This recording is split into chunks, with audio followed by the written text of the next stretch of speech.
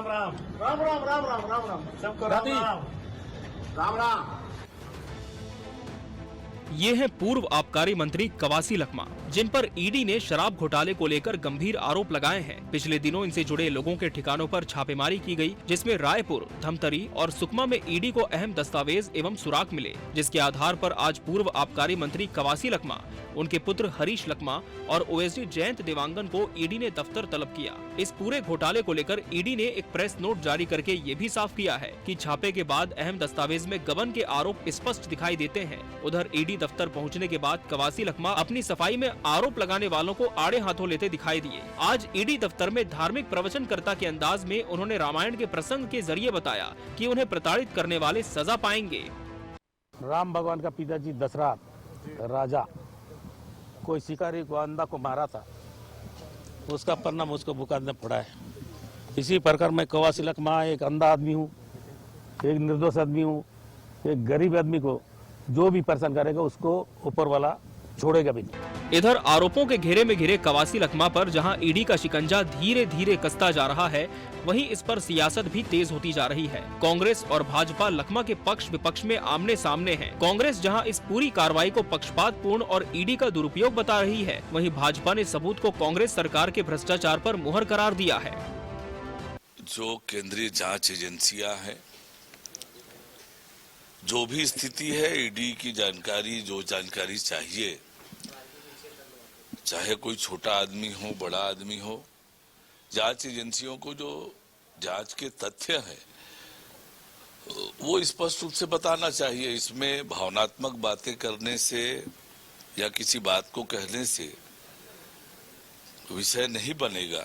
जांच में सहयोग करें लखमा जी, आप निर्दोष हैं तो आप उस तरह की बात रखें। ईडी सभी बातों पर विचार करेगी और निश्चित रूप से ईडी को आपको सहयोग करना चाहिए। ईडी अगर चाहती तो कार्रवाई पहले भी कर सकती थी, लेकिन अब पंचायत का चुनाव है, नगर पालिका नगर पंचायतों का चुनाव है, तो बस्तर में एक मजबूत कड़ी है हमारे आदरणीय लखमा जी, और उस मजबूत कड़ी को तोड़ने का प्रयास कर रहे हैं ताकि कांग्रेस पार्टी कमज़ोर हो बस्तर में, और प्रदेश में लोगों को दिखा कि कांग्रेस पार्टी के नेतागण को हम इस तरह से गिरफ्तार कर रहे हैं, तो ये गलत बात है। और लखमा जी जैसे ईमानदार आदमी और कहीं नहीं मिलेगा। एक आदिवासी है और सच्चा आदिवासी, निश्चित रूप से ईडी की जांच में वो पूरी तरह से खरे उतरेंगे और निरपराध घोषित होंगे। फिलहाल छत्तीसगढ़ में हुए शराब घोटाले की कड़ियां धीरे धीरे खोली जा रही हैं। पहले इस पूरे घोटाले को अंजाम देने वाले अधिकारी और शराब सप्लाई से जुड़े हुए लोगों पर शिकंजा कसा गया, और अब इसमें पिछली सरकार से जुड़े लोगों की भूमिका भी ईडी के निशाने में है। ऐसे में ईडी के आरोपों में घिरे पूर्व मंत्री कवासी लखमा को गिरफ्तार भी किया जा सकता है। Bureau report, TV 24 news.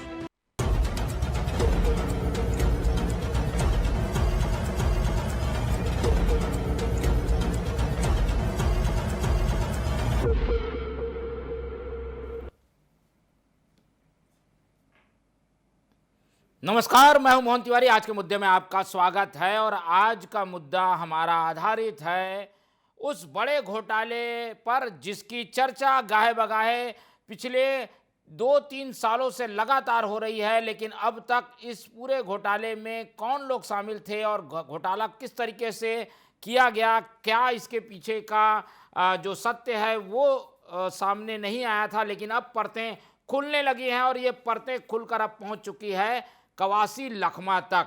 लेकिन लखमा ने याद किया है एक बार फिर से राम और रामायण को। अनपढ़ होने का एक इमोशनल कार्ड खेलने के बाद अब एक धार्मिक कार्ड खेल दिया है कवासी लखमा ने, और आज हम इसी पर चर्चा करेंगे कि राम और रामायण का उदाहरण देकर या राम को याद करके कवासी लखमा कैसे अपने आप को बेगुनाह बताने की कोशिश कर रहे हैं, इसके पीछे की पूरी सियासत क्या है और छापे के बाद जो चीज़ें अपडेट हुई हैं उस पर भी आज हम चर्चा करेंगे। पहले मिल लेते हैं उन मेहमानों से जो इस चर्चा में हमारे साथ बने रहेंगे। हम बहुत स्वागत करेंगे। हमारे साथ मौजूद हैं इस पूरे प्रकरण में बीजेपी का पक्ष रखने के लिए हमारे स्टूडियो में निशिकांत पांडे जी, बहुत स्वागत है आपका। हमारे साथ कांग्रेस का पक्ष रखने के लिए जुड़ रहे हैं कांग्रेस के प्रवक्ता और अधिवक्ता अमित श्रीवास्तव जी, बहुत स्वागत है आपका। और इस पूरे प्रकरण का राजनीतिक विश्लेषण क्या कह रहे हैं कवासी लखमा, उसका असली मकसद क्या है, क्या कहना चाह रहे हैं, उसे डिकोड करके हमें बताएंगे राजनीतिक विश्लेषक लखन चौधरी जी, बहुत स्वागत है आपका। तो तीनों मेहमान हमारे साथ बने हुए हैं और जैसे कि हम लगातार बता रहे हैं कि कवासी लखमा की मुश्किलें बढ़ती जा रही है। छापे के बाद अब उन्हें पूछताछ के लिए बुलाया गया है और करीब 10 घंटे हो गए हैं और पूछताछ अभी भी जारी है। ऐसे में क्या कुछ होने जा रहा है और लखमा जो क्या कह रहे हैं उसके मायने क्या है, पहले समझते हैं लखन चौधरी जी से। लखन जी, सबको राम राम करते हुए, हाथ हिलाते हुए, हंसते मुस्कुराते लखमा जी ईडी दफ्तर पहुंचे। उसके पहले उन्होंने बाइट दी, रामायण का हवाला दिया कि दशरथ कैसे प्रताड़ित हुए, दशरथ ने क्या पाप किया जिसकी वजह से उनको परेशान होना पड़ा, उनके पुत्र जो है उनसे दूर हो गया, इस तरीके की स्थितियां बनी। तो एक इमोशनल कार्ड लगातार खेल रहे हैं लखमा। क्या समझा जाए, रामायण के प्रसंग का क्या मतलब है बताने का, क्या बताना चाह रहे हैं लखमा? देखिए, एक उत्साह से भरे हुए हैं और ये सिद्ध करना चाहते हैं कि मैं किसी भी तरह के इस तरह के भ्रष्टाचार में लिप्त नहीं हूँ। जो मुझ पर आरोप लगाए जा रहे हैं ईडी के द्वारा वो बेबुनियाद है और इस तरह की चीज़ें जो है इससे मैं डरने वाला भी नहीं हूँ और जो है ये आरोप जो लगाए जा रहे हैं वो कहीं से टिकने वाले नहीं हैं। ये इमोशनल कार्ड के जरिए देखिए लखमा जी एक परसेप्शन भी क्रिएट कर रहे हैं पब्लिक के बीच में कि जो है ईडी और जो भाजपा है मुझे टारगेट कर रही है और पहले भी शराब घोटाले में जिस तरह से टारगेट किया गया है, इन सारी चीज़ों को दरकिनार करते हुए लखमा जी जनता को यही संदेश दे रहे हैं कि देखिए मैं पूरी तरह आश्वस्त हूँ कि मुझ पर किसी तरह का कोई दाग नहीं है, आरोप नहीं है, मैं बेगुनाह हूँ, बेकसूर हूँ और ये सारी चीज़ें जो है मनगढ़ंत रूप से मेरे पर लगाई जा रही हैं। ये लेकिन दूसरी तरफ देखिए मोहन जी कि जिस तरह से इस मसले को लेकर ईडी का आज का ही डेवलपमेंट देखा जाए तो ये कहा जा रहा है कि पहले तो त्रिपाठी के मार्फत से बात आ रही थी, फिर कल सुशील ओझा का नाम आया था, आज एक देवांगन का नाम आया है। तो लगातार जो उनके करीबी लोग हैं उनके ऊपर छापेमारी करके, दर्जनों लोगों पर छापेमारी करके जिस तरह से ईडी जो है सबूत इकट्ठा कर रही है और आज तो ये कहा जा रहा है ईडी के द्वारा कि पुख्ता सबूत मिले हैं लखमा जी के विरुद्ध में। तो पुख्ता सबूत मिले हैं तो इसका मतलब यही, कई लोग तो आज कह रहे थे कि बहुत जल्दी जो है लखमा जी गिरफ्तार भी होने वाले हैं और शायद ईडी दफ्तर में जिस तरह से बुलाकर गिरफ्तार किया जाता है तो इसकी भी आशंकाएं कई लोग व्यक्त कर रहे थे, लेकिन वो आज नहीं हुआ। तो मुझे लगता है कि देखिए राजनीति में एक परसेप्शन जो क्रिएट करने की बात होती है तो उसमें ईडी और भाजपा जो है अभी तक के डेवलपमेंट में सफल दिख रही है कि भ्रष्टाचार के इस आरोप में, शराब घोटाले को लेकर पिछले 2.5-3 साल से बड़ा जो है परसेप्शन क्रिएट किया गया। उसकी वजह से देखिए सत्ता भी गई, भूपेश बघेल की सत्ता के जाने में भी इसका एक अहम रोल है। भले ही ये पूरी तरह इसी का रोल ना हो, लेकिन सत्ता गंवाने में कांग्रेस की इतनी लोकप्रिय सरकार की जो है एक रोल इसका भी है। तो अनवर ढेबर के बाद आप किस तरह से जो है कवासी लखमा इसके शिकंजे में फंस रहे हैं। और ये तो पहले से तय था कि आबकारी मंत्री हैं और आबकारी मंत्री रहते हुए शराब घोटाले में इनकी तथाकथित या कथित भूमिका हो या ना हो या क्या होगी, ये भी एक सोचने वाली बात रही है। तो ये आशंकाएं पहले से थी कि एक न एक दिन इस मामले में, इस केस में लखमा के ऊपर भी शायद जो है कुछ न कुछ कार्रवाई ईडी और सरकार कर सकती है, जो अब जो है दिख रही है, फलीभूत होती दिख रही है। तो मुझे लगता है कि ये कवासी लखमा के लिए भी एक सेटबैक है और चिंता की बात है और सरकार कांग्रेस के को भी टारगेट कर रही है कि देखिए कांग्रेस में लगातार किस तरह से भ्रष्टाचार हो रहे हैं, भ्रष्टाचार लगातार बढ़ता जा रहा है। तो एक तरह से सेटबैक कांग्रेस के लिए भी होगा आने वाले समय में, क्योंकि जो चुनाव होंगे आने वाले दिनों में, चाहे वो स्थानीय चुनाव हो या तमाम चुनाव में, हर बार आगामी विधानसभा चुनाव में भी, लोकसभा चुनाव में भी भाजपा तो इस मुद्दे को, केस को उठाएगी ही। बिल्कुल। तो कुल मिलाकर लखमा के साथ साथ कांग्रेस के लिए भी ये एक सेटबैक जो है क्रिएट हो रहा है। बिल्कुल, और क्योंकि जैसे जैसे परतें खुलती जाएंगी उन आरोपों को एक तरीके से सही मान लिया जाएगा जो कि सरकार में नहीं रहने के दौरान बीजेपी ने कांग्रेस पर लगाए थे। अब जो लखमा ने कहा है उसके ऊपर आते हैं और जवाब लेंगे हम पांडे जी के पास, लेकिन पहले चलते हैं अमित श्रीवास्तव जी से पहले टिप्पणी ले लेते हैं कि कांग्रेस क्या सोच रही है। आमतौर पर हम देखते हैं कि जब भी ईडी किसी बड़े नेता के घर जाती है तो बाहर प्रदर्शन होता है, कुछ विरोध प्रदर्शन जैसी स्थिति देखने को मिलती। इस बार पूरा सन्नाटा रहा, क्या इस बार अपने नेताओं को कांग्रेस ने छोड़ दिया है श्रीवास्तव जी? कुछ पहल नहीं दिखी, वैसा उत्साह नहीं दिखा 2023-2022 में जो हुआ था, उस समय पूरी कांग्रेस एक साथ मजबूती से खड़ी दिखती थी। इस बार थोड़ी पीछे लग रही है, क्या वजह है इसकी? मोहन जी, लगातार आपको मैं बता दूं कि हमको कानून पे विश्वास है, और आपने जैसा कहा कि हम अपने नेता का साथ छोड़ दिए हैं, बिल्कुल भी नहीं।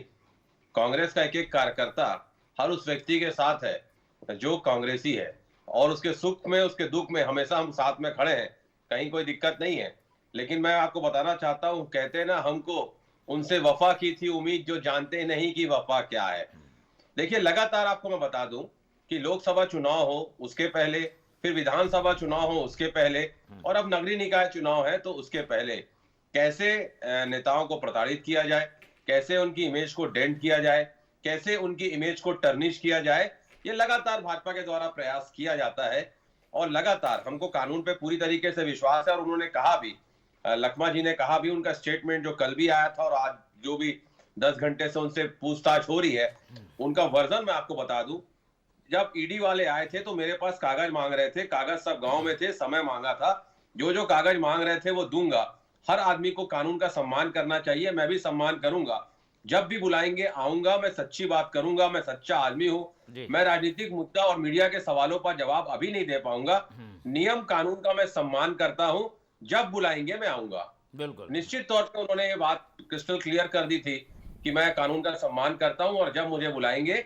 और उन्होंने स्वतः ही कहा था कि 2009 में मैंने 2 एकड़ जमीन ली है, 2 एकड़ जमीन ली थी और मेरी लड़की के नाम से पेट्रोल पंप खुल रहा है, और सारा मैंने उसको बताया है, कहीं मैंने कोई छुपाया नहीं है।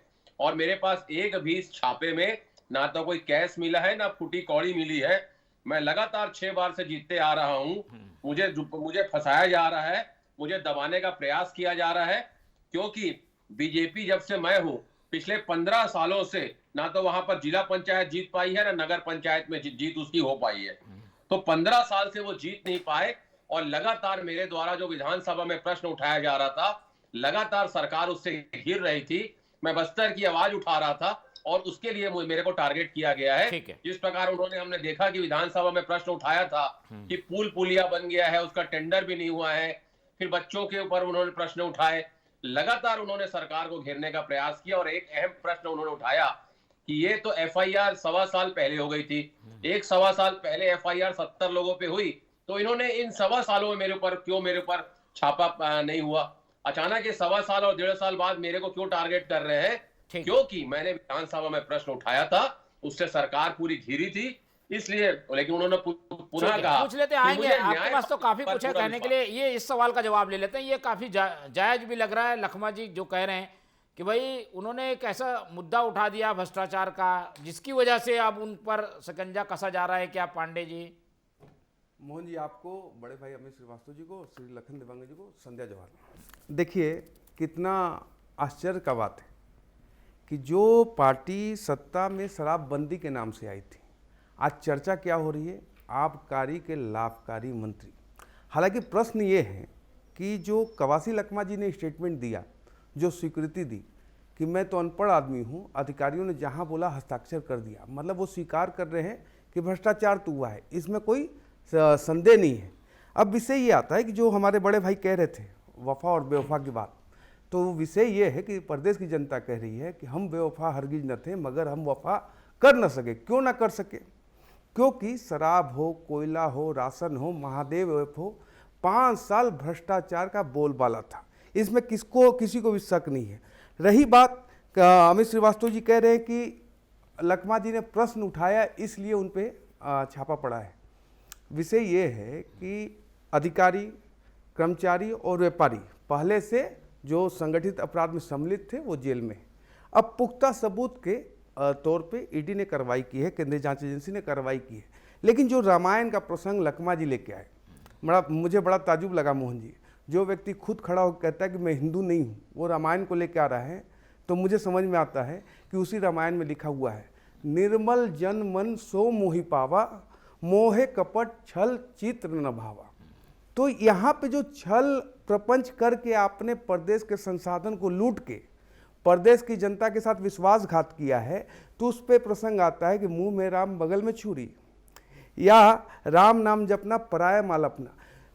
बहुत संगठित तरीके से प्रदेश के संसाधन को लूटा गया। 2161 करोड़ रुपए का मामला था। उस समय हमने बड़े आंदोलन किए थे, लोग जेल में हैं और उसके कनेक्शन में कवासी लखमा जी के यहाँ छापा पड़ा है। लेकिन जिस प्रकार से कांग्रेस पार्टी फिर से वही प्रलाप करना चाहती है कि ईडी, भाजपा और ये, ऐसा नहीं है। आपको एक एक पाई का हिसाब इसलिए भी देना पड़ेगा कि प्रदेश की जनता के साथ 2023 में विधानसभा पूर्व हमने की बात हो रही है, 1.5 साल तक क्या किया ईडी ने? 2 लोगों को पकड़ लिया, 3 लोगों को पकड़ लिया, उसके बाद भूल गए। बहुत बड़ा सिंडिकेट था मोहन जी। देखिए, ये बहुत बड़ा सिंडिकेट था और बहुत बड़ा कारनामा किया गया था।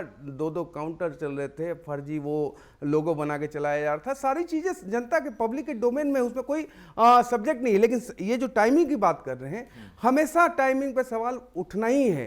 चुनाव कब नहीं होते हमारे देश में और प्रदेश में? चुनाव लगातार होते हैं। तो हमेशा आप यही कहना चाहेंगे कि वहाँ चुनाव है इसलिए छापा। आपको याद होगा भूपेश बघेल ने कहा था कि उत्तर प्रदेश में चुनाव है तो यहाँ छापा पड़ गया, हिमाचल में चुनाव है तो यहाँ छापा। अरे वैसा कोई कनेक्शन नहीं है। आपने प्रदेश की जनता के साथ विश्वासघात किया है, लूट मचाई है, उसका परिणाम है। लेकिन मेरे बड़े भाई बड़ा संवेदनशील है, मैं उनसे पूछना चाह रहा हूँ कि वास्तव में ये भ्रष्टाचार है और भ्रष्टाचारी है, तो क्या कांग्रेस पार्टी को उनके साथ खड़ी होनी चाहिए? ऐसा विषय नहीं है। विषय बस इतना है कि कर्मचारी, अधिकारी और व्यापारी जेल में है और जो आबकारी का लाभकारी था वो कह रहा है कि मैं अनपढ़ हूं और मेरे से हस्ताक्षर कराया गया, इसका मतलब उसकी स्वीकृति है। उस पे कांग्रेस पार्टी अगर उसका बचाव करने की कोशिश करे तो मुझे लगता है कि थोड़ा सा आपको अपने आचरण को सुधारना होगा। भ्रष्टाचारियों के साथ खड़े होंगे तो परिणाम आपके समक्ष जो है वही आने का। कांग्रेस कहाँ खड़ी है? वो तो समर्थ आज प्रदर्शन में भी नहीं पहुंची। साथ में खड़ी है, साथ में खड़ी। आपने बहुत अच्छा उम्दा सवाल उठाया कि 2023 में आप ईडी का दफ्तर घेर देते थे, वहां पे 5 दिन 7 दिन रोड जाम करके आंदोलन करते थे। आज कांग्रेस पार्टी इसकी स्वीकृति दे रही है क्या? यह भी एक बहुत बड़ा उम्दा प्रश्न आपने पूछा इनसे, उसका जवाब अमित श्रीवास्तव जी नहीं दे रहे हैं। बस विषय यही है कि सबके साथ न्याय होना चाहिए। अगर कवासी लखमा जी निर्दोष हैं तो ईडी के सामने अपने सारे डॉक्यूमेंट रख दें, मामला खत्म हो जाएगा। ठीक है। अभी अब एक अपडेट यह है कि कवासी लखमा से पूछताछ पूरी हो चुकी है और उन्होंने फिर से बाहर आके आरोप लगाया है कि मुझ गरीब को परेशान किया जा रहा है। लखन जी के पास चलते हैं। लखन जी, आज की पूछताछ तो हो गई, अभी लगता है कई सिलसिलेवार पूछताछ होगी। हालांकि ईडी के प्रेस नोट में तो यह साफ लिखा है कि गबन साबित होता है। क्या लग रहा है, परिणति क्या होगी? किस ओर जाती हुई ये जांच दिख रही है? देखिए भाई, वो तो ईडी तो कह रही है कि 50 लाख रुपए जो छापेमारी अभी हुई थी दर्जनों जगह पर 2-3 दिन पहले, उसमें 50 लाख रुपए नकदी मिलने के जो है प्रमाण की बात ईडी की तरफ से आई है। और लखमा जी कह रहे हैं कि 1 रुपया भी, तो हो सकता है लखमा जी के यहाँ ना मिला हो, लेकिन उनके समर्थक या जिन लोगों के नाम आ रहे हैं उनसे मिले हो, जो भी जहां भी मिला हो, वो तो ईडी जानेगी जो है वो किसके यहाँ मिला और क्या है, वो लखमा जी बताएंगे। लेकिन मुझे लगता है कि जिस तरह से इसमें डेवलपमेंट हो रहा है उसमें जो है और घिरते हुए तो नजर आ रहे हैं। और ठीक है कि ये आरोप है और अदालत में सिद्ध होना है, उसके लिए बहुत समय चाहिए, केस चलेगा लंबा जो है। और ईडी और भाजपा तो चाहेगी कि ये चुनाव तक ये मसला बना रहे और अगले चुनाव में फिर कांग्रेस का सफाया हो जाए, जो इस बार जो है जिस तरह से हार हुई है। लेकिन देखिए, पब्लिक में जो परसेप्शन क्रिएट हो रहा है कि भले ही ये आरोप है और लेकिन बावजूद इसके ये परसेप्शन तो पब्लिक में क्रिएट हो रहा है ना कि भाजपा हमेशा कहती है कि संगठित अपराध, जो हमेशा ये लोग कहते हैं संगठित भ्रष्टाचार, संगठित अपराध में 5 साल कांग्रेस की सरकार रही और तमाम दर्जनों ब्यूरोक्रेट्स जो है जेल में है, कई इनके बड़े नेता जेल में है।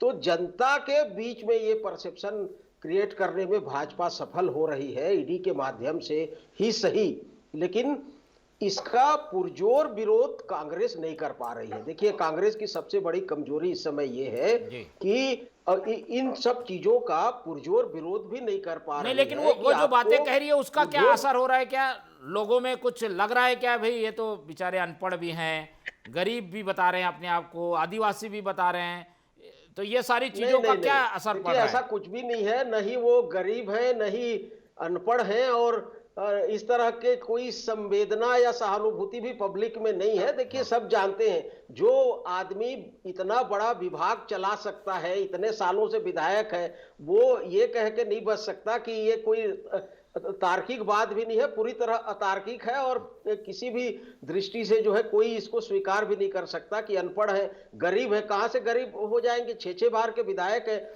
यहाँ एक बार विधायक का छोटा सा पंच सरपंच बनने वाला आदमी 5 साल बाद जो है करोड़पति हो जा रहा है। तो ये तमाम जो चीजें हैं ये पचने वाली नहीं है, और जनता सब जान रही है। ये केवल अपने मन को बहलाने के लिए ये बातें हैं। मुझे लगता है कि तमाम जो बात लखमा कह रहे हैं, कोई भी, यहां तक कि मैं ये कह सकता हूं कि उनके कांग्रेस के लोग भी इस चीज को विश्वास नहीं करेंगे। ठीक है, कांग्रेस के लोग भी विश्वास नहीं करेंगे, कांग्रेस के पास ही जाएंगे। कांग्रेस करेगी क्या? अमित जी, आप लोग बयान तो जारी कर दे रहे हैं, खड़े नहीं दिख रहे हैं लखमा जी के साथ, अब क्या एक्शन होगा? चलिए हम मान भी लें कि भाई लखमा जी के साथ गलत हो रहा है, पर आप लोग कुछ बोलिए, कुछ पहल करिए, कानूनी लड़ाई लड़िए, कुछ तो करिए। कांग्रेस दिख नहीं रही है। देखिए, लगातार आपको मैं बता दूं कि पूरा कानून में उनका पूरा विश्वास है, और हमारी पूरी टीम उनके साथ लगी हुई है। और कहते हैं ना, अभी मेरे काबिल मित्र जो कह रहे थे, तो मुझे भी पंक्तियां याद आ गई कि राम नाम कर केसरी, कनक कसीपु कलिकाल, जापक जन प्रहलाद जिमी, पलही दली ससुरा सुरसाल। तो कहते हैं ना कि जब भगवान को कोई पुकारता है तो भगवान राम विष्णु के रूप में आते हैं, और हिरण्यकश्यप जो अपने भक्त जो रहता है, जो बाधक रहता है, उसको बचाते हैं। तो भगवान राम का काफी है, और चाहे उनको नरसिंह अवतार लेना पड़े कलयुग में, और अपने भक्त को बचाने के लिए वो आते हैं। और निश्चित तौर पे मैं आपको बता दूं मोहन जी कि एक चीज क्रिस्टल क्लियर है। अभी मैं लखन भैया की बात सुन रहा था, और हम बहुत सम्मान करते हैं, हमारे बड़े भाई हैं। कांग्रेस का बिल्कुल स्टंट है कि अगर किसी ने गलत किया है तो उसके ऊपर सख्त से सख्त और कठोर से कठोर कार्रवाई होनी चाहिए।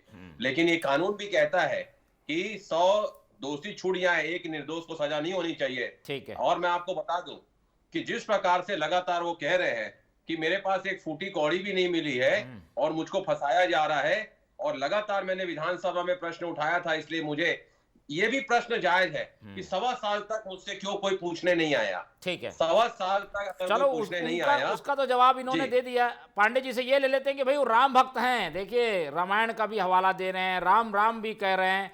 अब ऐसे व्यक्ति को अगर आप लोग प्रताड़ित करेंगे तो राम जी आप लोगों को हिरण्यकश्यप की तरह प्रताड़ित करेंगे। पांडे जी, मोहन जी, जीवन भर हुलेलुया करने वाले लोग अब राम राम का नाम ले रहे हैं तो अच्छी बात है, लेकिन मैं अमित श्रीवास्तव जी से ये पूछना चाहता हूँ कि तू इधर उधर की बात मत कर, ये बता ये कारवा लूटा कैसे? आपने रामचरितमानस को कोट किया, रामचरितमानस में लिखा हुआ अमित श्रीवास्तव जी, बैरू न कर काहू संकोई, राम प्रताप विषमता खोई।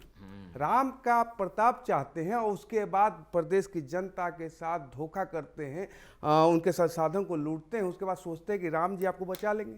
किसी भी कालखंड में, किसी भी कालखंड में, चाहे द्वापर हो या कोई भी कालखंड हो, भगवान कभी भी अपराधी के साथ नहीं खड़े हुए। जनता के हित के साथ जो सरोकार नहीं रखता उसके लिए भगवान प्रकट नहीं होंगे। अमित श्रीवास्तव जी, आप देवेंद्र यादव जेल में हैं, भगवान प्रकट होकर उनको बाहर नहीं निकाल रहे, आप वकील हैं, आप बता सकते हैं क्या कि क्यों उनको बेल नहीं मिल रहा है? ये तो पीएमएलए का मामला भी नहीं है, तो आप अमित श्रीवास्तव जी क्या कोर्ट करेंगे कि देवेंद्र यादव जी को न्यायालय बेल नहीं दे रहा, इसका मतलब न्यायालय बायस है क्या? आप ऐसा कहना चाहते हैं? विषय ये नहीं है। संगठित अपराध जो लखन देवांगन जी ने कहा, वास्तव में सीएम सचिवालय से संचालित जो संगठित अपराध था, 10 जनपद के एटीएम के रूप में इस प्रकार का काम कर रहे थे आप।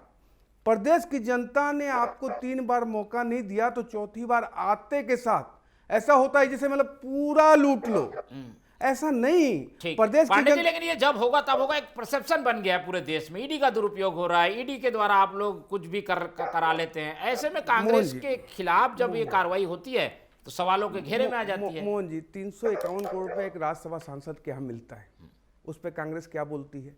अरविंद केजरीवाल जो जेल में गए हैं, उस घोटाले का पर्दाफाश करने वाली, एफआईआर करवाने वाली कांग्रेस पार्टी जब इंडी गठबंधन में सम्मिलित हुई तो अरविंद केजरीवाल का पक्ष रख रही थी। और आज लगातार कांग्रेस पार्टी के अजय माकन और तमाम दिल्ली के नेता अरविंद केजरीवाल में फिर वही दोषारोपण कर रहे हैं। तो रंग बदलने की जो आदत इनकी है वो हमारी नहीं है। जो सही है वो सही रहेगा और जो गलत किया है प्रदेश की जनता के साथ उसका एक एक पाई का हिसाब हो के रहेगा। ऐसा आप कतई चिंता मत कीजिए कि प्रदेश की जनता का संसाधन लूट लेंगे और कोई आपको बचा लेगा, कोई नहीं बचा सकता। ये प्रदेश में विष्णुदेव साय की सुशासन की सरकार है और मोदी जी की गारंटी के रूप में हमने 2023 के पहले विधानसभा के पहले गारंटी दी थी कि एक एक भ्रष्टाचारियों को उनके सही जगह पहुंचाएंगे, रास्ते में है। चलिए अमित जी, जल्दी जवाब दे दीजिए। हालांकि आज का विषय तो इमोशनल कार्ड पर था, पर जवाब बनता है क्योंकि कुछ सवाल उठाए हैं पांडे जी ने। बहुत अच्छी बात पांडे जी ने कही कि छत्तीसगढ़ की जनता की गाड़ी कमाई का कोई लूटेगा उस पर कार्रवाई होनी चाहिए। तो हमने पूर्व मुख्यमंत्री जी ने पत्र लिखा था ईडी को कि नान घोटाले पे आप कब कार्रवाई कर रहे हैं, उनको कब उठाने वाले हैं। अरे दूसरे घोटाले बताने से ये घोटाला दब नहीं जाएगा। ऑगस्टा वेस्टलैंड, ऑगस्टा के ऊपर कार्रवाई कब होगी? लगातार कई सारे मामले हमने उठाए थे। वो बता रहे कि आपकी तो शर्ट भी तो गंदी है, हमारी शर्ट गंदी है, तो क्या हुआ आपकी शर्ट भी गंदी है? जल्दी नहीं, देखिए आरोप अलग चीज है और उसके तारतम्य में लोग जेल में हैं वो अलग चीज है। मेरा एक स्पष्ट सवाल है कि जो जेल में हो जिनको बेल नहीं मिल रही, क्या न्यायालय बायस है? आप कानून के विद्यार्थी भी हैं और पूजक भी हैं। क्या अमित श्रीवास्तव जी बोल सकते हैं भगवान के मंदिर में खड़े होकर कि न्यायालय बायस है? ठीक है, चलिए। बेल क्यों नहीं दे रहा न्यायालय? ये भी तो तय करना पड़ेगा। चलिए ठीक है, समय 17 महीने जेल में रखा, वो कांग्रेस का नहीं है। बाद में कहा वो कांग्रेस का नहीं है, वो कांग्रेस का नहीं है। निर्दोष व्यक्ति को 17 महीने जेल में रख दिया।